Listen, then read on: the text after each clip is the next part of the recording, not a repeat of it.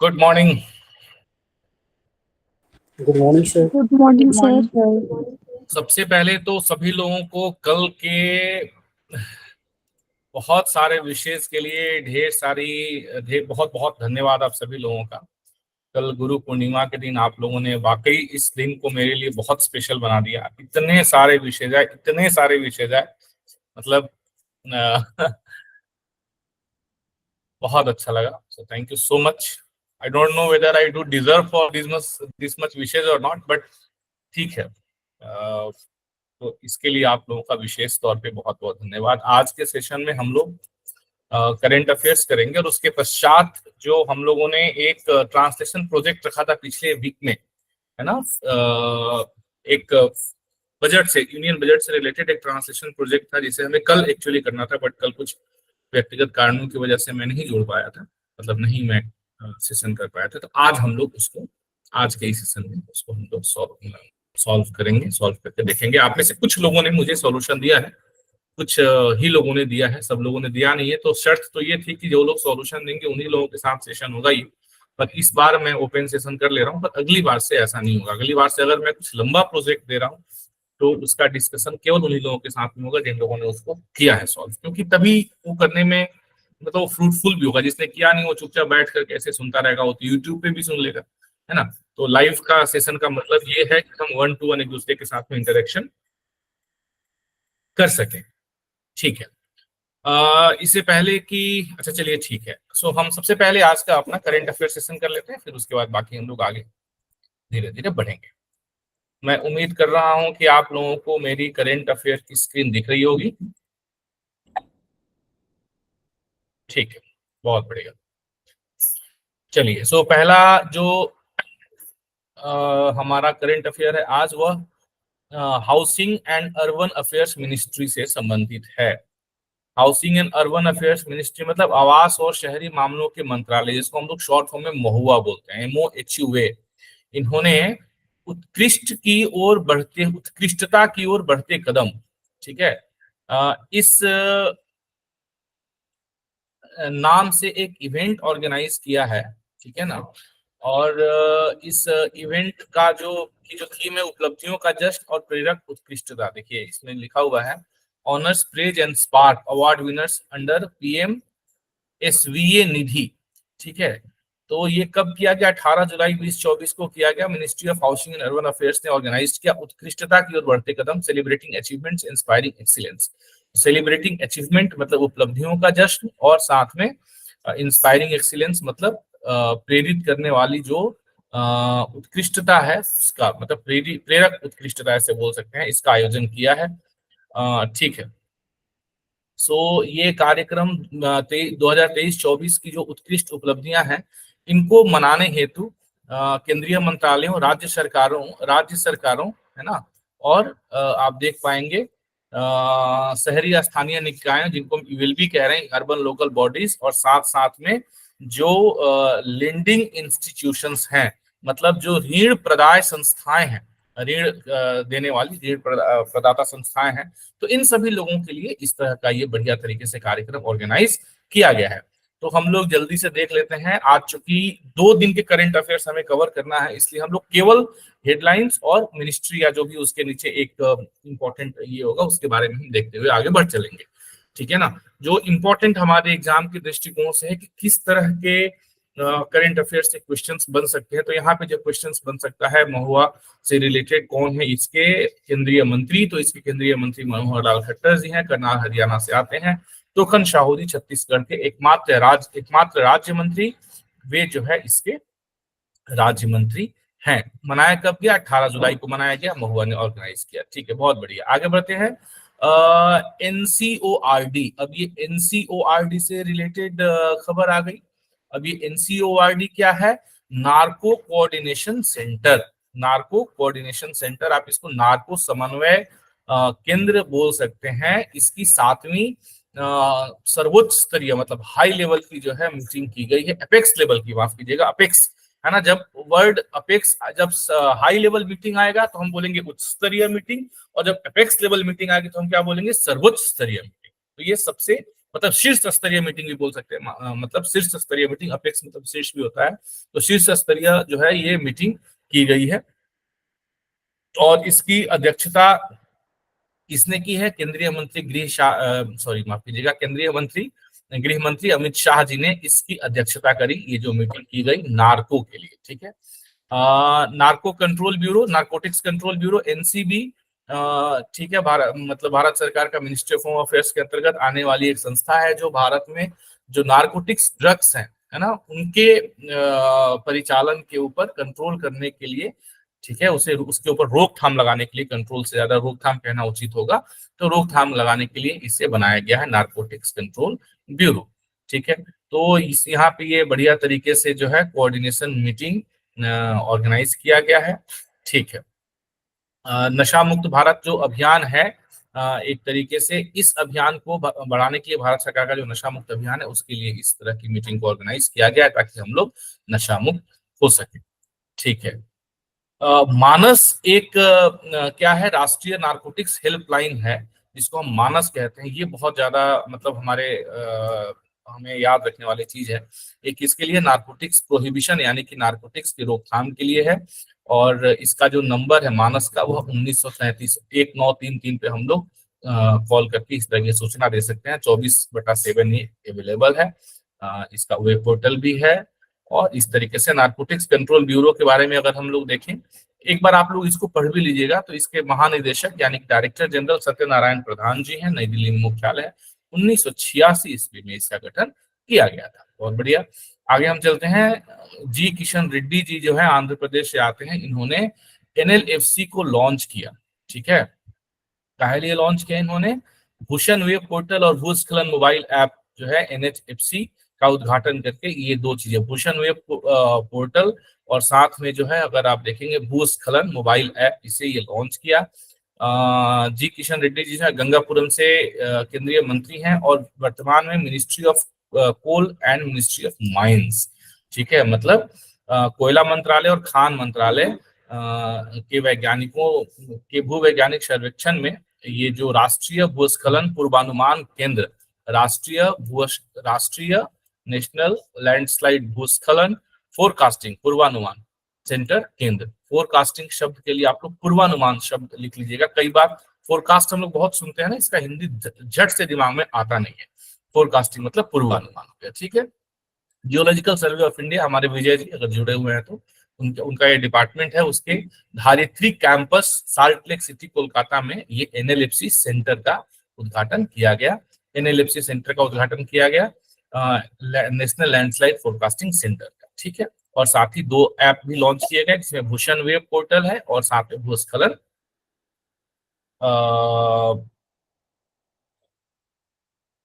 भूस्खलन mobile app और भूषण खेत वेब पोर्टल, भूषण खेत वेब पोर्टल है और भूस्खलन मोबाइल ऐप, तो मतलब इसके लिए भूस्खलन से संबंधित ये जियोलॉजिकल सर्वे ऑफ इंडिया का ये ऐप हो गया।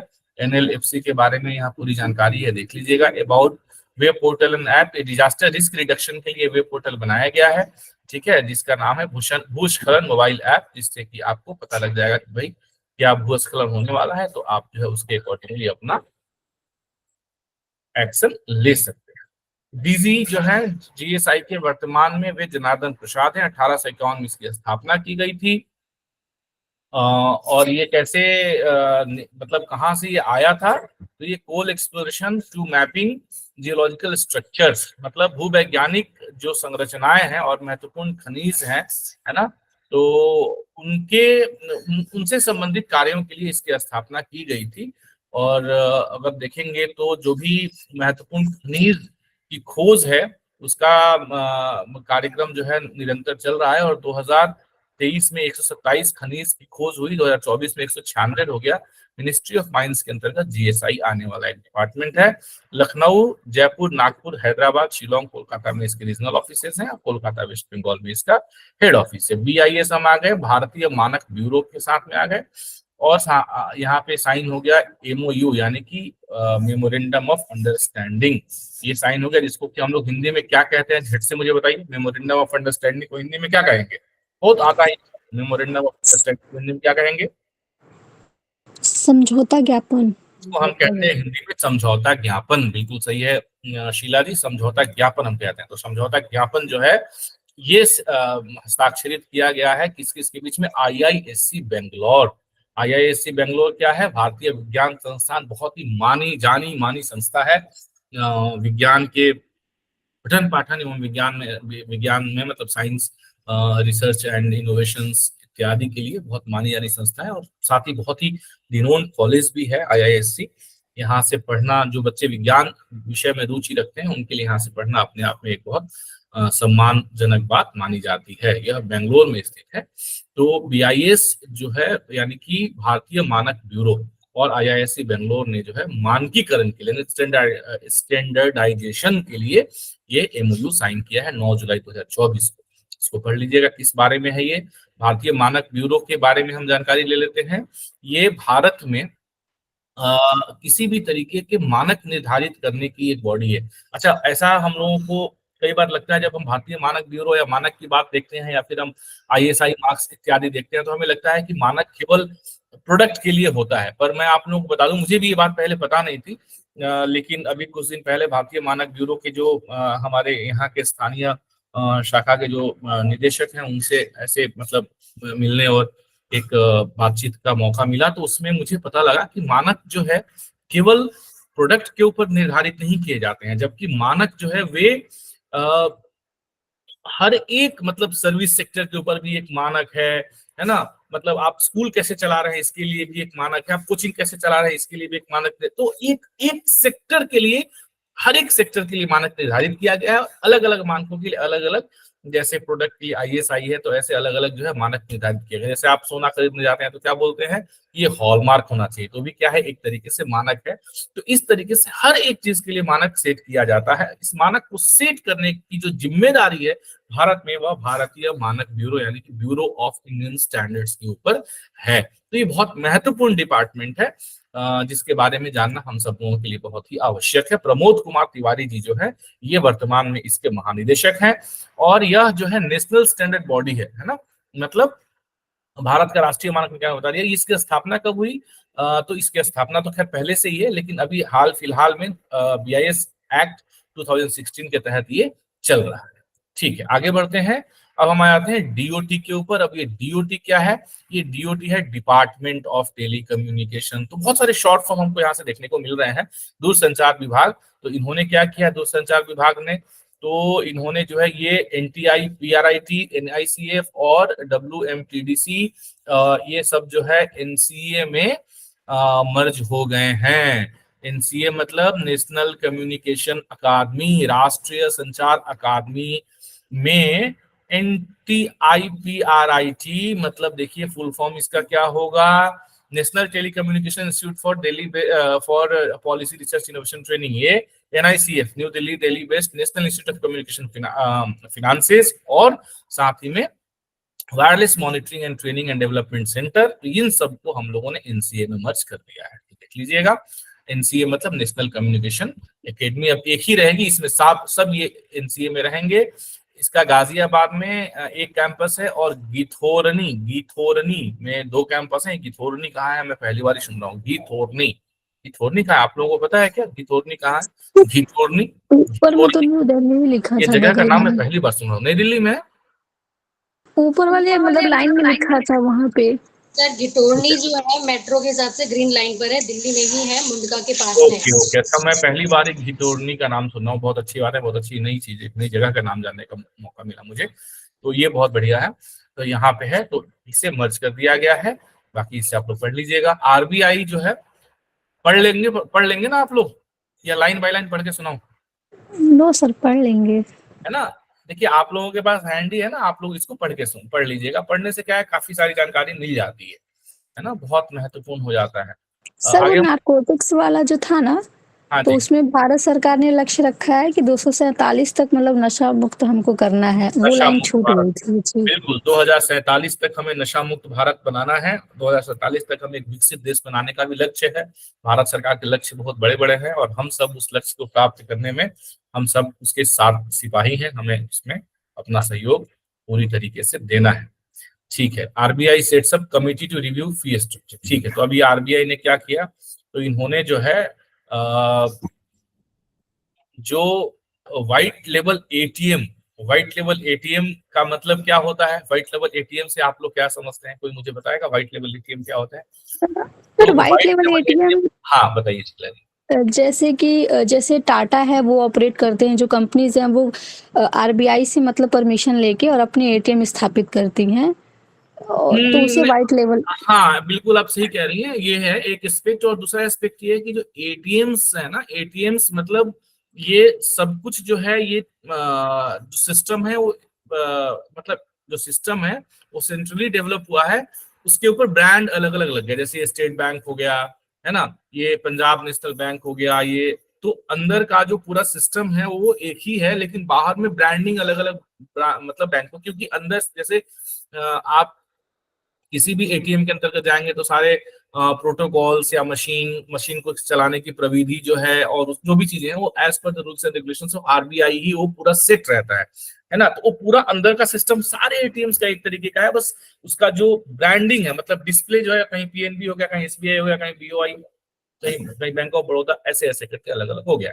इसको व्हाइट टेबल बोलते हैं, मतलब बोलते हैं पीछे का मटेरियल पूरा सेम है, आगे का चेहरा बस बदल के अलग अलग कर दिया गया। That is called white label. White label का मतलब है कि system is same, only the display is different, that is called white label. ठीक है, तो ये व्हाइट लेबल्स जो है एटीएम्स हैं, तो ये व्हाइट लेबल एटीएम से रिलेटेड ये बढ़िया तरीके से खबर दे दी गई है। इसके फीस स्ट्रक्चर को कम करने के लिए रिजर्व बैंक ऑफ इंडिया को बताया गया है। रिजर्व बैंक ऑफ इंडिया ने बोला है इसमें कुछ चैलेंजेस भी हैं। क्या चैलेंजेस हैं वो देख लीजिएगा आप लोग। सर मुझे एक लाइन जोड़ना है। हाँ ये जो बताइए। व्हाइट लेवल एटीएम होता है ना, वो नॉन बैंकिंग जो एंटिटीज हैं वो स्थापित करती हैं। जैसे मैंने कहा ना, टाटा है और भी हाँ हैं। और अच्छा। जो बैंक वाला आप बता रहे हैं, तो वो तो जो बैंक है, जो अनुसूचित बैंक होते हैं, जो लिस्टेड है, तो वो तो खुद अपना लगाते हैं। तो उससे व्हाइट लेवल का मतलब जो नॉन बैंकिंग एंटिटीज हैं वो लगाते हैं, अच्छा।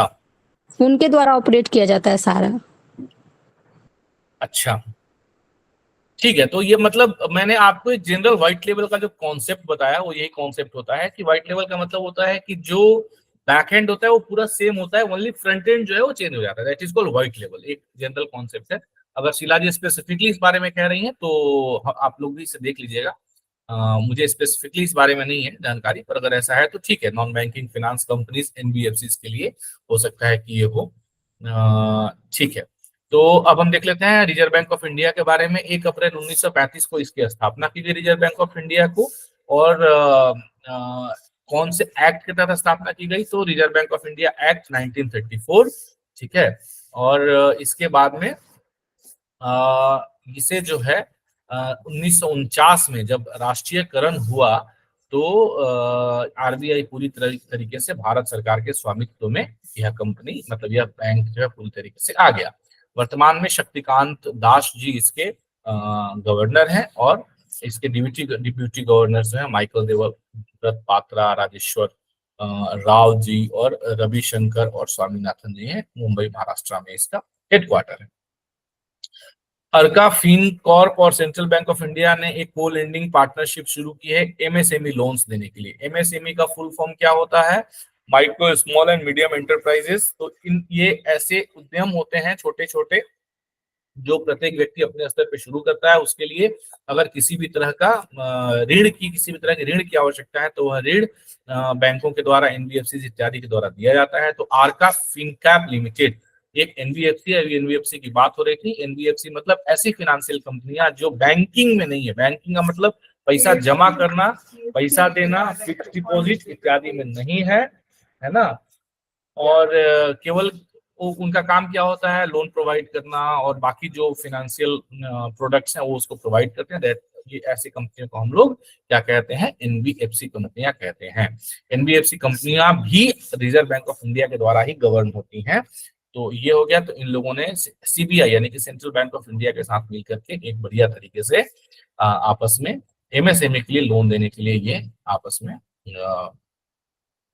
एक दूसरे के साथ में समझौता साझेदारी की है। अब एक स्पोर्ट्स का news. Eurosport India appoint Shikhar Dhawan as India brand ambassador. Eurosport India जो है उन्होंने शिखर धवन को इंडिया का ब्रांड एम्बेसडर के रूप में, किसके लिए, कौन से स्पोर्ट के लिए? मोटो जीपी यूरो स्पोर्ट इंडिया। मोटो जीपी यूरो स्पोर्ट इंडिया ये किस चीज के लिए है? मोटो जीपी है मतलब ये रेसिंग वाला है ना, रेसिंग वाला है। तो मोटो जीपी मतलब मोटरसाइकिल रेसिंग जो करेंगे, तो उसके लिए ये बढ़िया तरीके से शिखर धवन इसके ब्रांड एम्बेसडर बना दिए गए हैं, ठीक है ना। तो ये जो है शिखर धवन ब्रांड एम्बेसडर बन गए हैं किसके? मोटो जीपी यूरो स्पोर्ट इंडिया के लिए यूरो स्पोर्ट ने उनको अपना ब्रांड एम्बेसडर बनाया हुआ है। मोटो जीपी क्या है देख लीजिएगा। यूरो स्पोर्ट के बारे में हम लोग जान लेते हैं। इसके हेड रुचि जैन है, हेडक्वार्टर्स मुंबई महाराष्ट्र में। यूरो स्पोर्ट इंडिया 2017 में इसे शुरुआत किया गया था। मोटो जीपी क्या है? मोटरसाइकिल वर्ल्ड चैंपियनशिप है, और इसे हाँ, तो इसे जो है मोटरसाइकिल के चलाने के क्षेत्र में जो है वर्ल्ड चैंपियनशिप के लिए इसे स्थापित किया गया था 1949 में, ठीक है। इसे इसका दूसरा नाम ग्रांड पिक्स मोटरसाइकिल रेसिंग भी इसको कहते हैं, मोटो जीपी को। तो बढ़िया है। HSBC जो है अगेन एक बैंक है, इन्होंने जो है अपना अगला CEO नियुक्त किया है जॉर्ज एल हेडरी को, देख लीजिएगा। नासा से संबंधित अगली खबर है। नासा के वैज्ञानिकों ने 6 नए एक्सप्लैनेट्स की खोज कर ली। चाहिए भाई साहब, ये लोग लगे रहते हैं। अब इन 6 नए एक्सप्लैनेट्स का नाम ये है ना। आप देखिए ये सारे अब नए नए प्लैनेट्स जो है ये ढूंढते रहते हैं। अब बहुत याद करना पड़ेगा, 7 तो याद करने में थोड़ी दिक्कत होती रहती थी हमें, पता नहीं क्या क्या खोजेंगे ये लोग। तो एक्सो प्लैनेट्स है, मतलब they are not exactly planets नहीं है, एक्सो प्लैनेट्स है। एक्सो प्लैनेट का मतलब क्या होता है ये हम समझ लेते हैं, है ना। तो अभी टोटल एक्सो प्लैनेट्स कितने हो गए? 5502, 5502 एक्सो प्लैनेट्स हो गए। अब एक्सो प्लैनेट का मतलब क्या होता है कि ये ऐसे प्लैनेट हैं जो सौर मंडल के बाहर, है ना, सोलर सिस्टम, सौर मंडल के बाहर जो है किसी एक तारे की परिक्रमा कर रहे होते हैं, ऑर्बिटिंग, मतलब उसकी कक्षा में घूम रहे होते हैं, ठीक है। और ये जो है फ्री फ्लोटिंग होते हैं। इसमें से जो फ्री फ्लोटिंग एक्सो प्लैनेट्स होते हैं उनको जो है थोड़ा सा मतलब रॉक प्लैनेट, मतलब बदमाश रॉक प्लैनेट, मतलब यही बोल सकते हैं ना, बदमाश ग्रह तो नहीं बोलेंगे, क्या शब्द बोलेंगे, खैर मतलब उनको माना जाता है कि ना ये ऐसे आवारा की तरह घूमते रहते हैं, उस टाइप का। और बाकी जो है वो क्या करते हैं, एक तारे के चारों तरफ चक्कर ऑर्बिट करते रहते हैं। तो तारे के चारों तरफ ऑर्बिट करते रहते हैं। तो ये हो गए एक्सोप्लैनेट्स। और कुछ एक्सोप्लैनेट्स हैं जो ऐसे घूमते रहते हैं, फ्री फ्लोटिंग होते हैं, तो उनको रॉक प्लैनेट्स कहा जाता है। तो एक्सोप्लैनेट्स और रॉक प्लैनेट्स ये दो कॉन्सेप्ट यहाँ पे हम लोगों ने समझ लिया। तो एक्सोप्लैनेट्स क्या है? ये सोलर सिस्टम के का ये भी एक पार्ट है, और लगातार इनकी खोज की जा रही है। अब ये बहुत सारे एक्सोप्लैनेट्स खोजे गए हैं, इनको पढ़ लीजिएगा। एक्सोप्लैनेट्स और रॉक प्लैनेट्स ये बहुत इंपॉर्टेंट टर्म्स हैं, इनको हम ध्यान में रख सकते हैं। नासा ने खोज की है, ठीक है। 1992 में सबसे पहला एक्सोप्लैनेट मिला था, है ना। ट्वीन मिले थे जिनको कि पोल्टेर्जिस्ट और फोबेटर इनको नाम दिया गया था, जो कि पल्सर B1257+12 इस तारे की ऑर्बिटिंग ये कर रहे थे, है ना। तो ये भी महत्वपूर्ण जानकारी है। ठीक है, अब हम नासा के बारे में जान लेते हैं। नासा क्या है? नासा जो है इसके जो हेड है वो बिल नेल्सन है। फिलहाल में वाशिंगटन DC में इसका हेड ऑफिस है, और ये उसको 1958 में लॉन्च किया गया था। जैसे अमेरिका में नासा कार्य करती है, वैसे भारत में कौन सी संस्था काम करती है? इसरो। और रसिया में कौन सी संस्था काम करती है? कॉस्मोस करके है कुछ, रॉसकॉस्मोस। रॉसकॉस्मोस, जी सर। हाँ, और ऐसे जापान में कौन सी संस्था काम करती है? जाक्सा। बहुत बढ़िया। तो ऐसे हर देश की अपनी अपनी अलग अलग संस्थाएं होती हैं जो इस तरीके से कार्य करती हैं। जैसे नासा अमेरिका में काम करती है और इसरो भारत में काम करती है। तो अच्छी बात है, ये खबर भी आप लोगों को हो गया। और उसके बाद ये चाइना ने अर्थ ऑब्जर्वेशन के लिए नया अपना उपग्रह लॉन्च कर दिया है, ठीक है ना। ये भी बढ़िया खबर आ गई है। अर्थ का जो है ये निरीक्षण अवलोकन करती रहेगी, ऑब्जर्वेशन करती रहेगी। 9 जुलाई 2024 को चीन ने इसे GAOFEN गेफेन 11 ना 1105 ये ऐसा अपना एक उपग्रह लॉन्च कर दिया गया है जो धरती के चक्कर काटता रहे, ठीक है। चाइना के प्रेसिडेंट शी जिनपिंग है प्रीमियर लाक्विंग capital Beijing currency yuan Chinese currency है। भाषा कौन चाइना की ऑफिशियल लैंग्वेज क्या है? फटाफट मुझे बता दीजिए। मंडारिन। मंडारिन चाइना की ऑफिशियल लैंग्वेज है। इसके बारे में आप लोग कुछ और बताना चाहेंगे मंडारिन के बारे में? मंडारिन जो है दुनिया की दूसरी सबसे ज्यादा बोली जाने वाली भाषा है और तीसरे नंबर पे हिंदी आती है। दुनिया की सबसे ज्यादा बोली जाने वाली भाषा अंग्रेजी, दूसरी सबसे अधिक बोली जाने वाली भाषा मंदारिन और हिंदी दुनिया की तीसरी सबसे अधिक बोली जाने वाली भाषा है। इसमें कुछ चेंजेस हुए हैं, इसमें वर्तमान में कुछ चेंजेस हुए हैं। ये मैं पहले का ये फैक्ट है, इसमें कुछ चेंजेस हुए हैं, एक बार इसको थोड़ा हम लोग फिर से देख लेंगे। ठीक है, एपीसी जो है इन्होंने एपीसी यानी कि एशिया पैरालंपिक कमेटी, इन्होंने दीपा मलिक को नियुक्त किया हुआ है। किसके लिए? भारत की पहली जो महिला पैरालंपिक पदक विजेता है, जिन्होंने पहले पदक जीता, दीपा मलिक, उन्होंने इसे अपने सब रीजनल रिप्रेजेंटेटिव यानी कि उप क्षेत्रीय प्रतिनिधि के रूप में दीपा मलिक जी को उन्होंने नियुक्त कर दिया है। ठीक है, दीपा मलिक जी के बारे में सारी जानकारी यहाँ पे दी हुई है, देख लीजिएगा। अर्जुन अवार्ड मिला इनको, पद्मश्री मिला इनको, मेजर ध्यानचंद खेल रत्न अवार्ड इनको मिला, जिसे पहले राजीव गांधी खेल रत्न अवार्ड कहते थे। तो ये सारे अवार्ड इनको मिले हैं। और ये जो है sir Edmund Hillary prime ministers fellow for New Zealand for 2019 के लिए भी ये चयनित हुई है।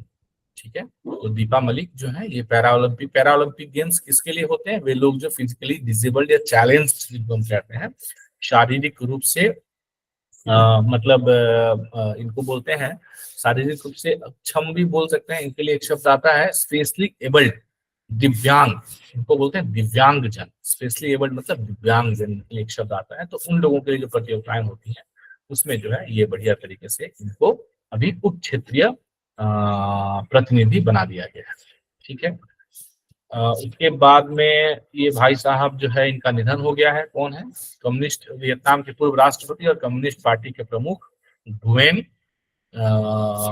फू टोंग, इनका निधन हो गया। ये कौन है देख लीजिएगा। वियतनाम जो है हनोई इसका कैपिटल है, टू लैम इसके प्रेसिडेंट है, और डोंग वियतनामी डोंग जो है ये इनकी करेंसी।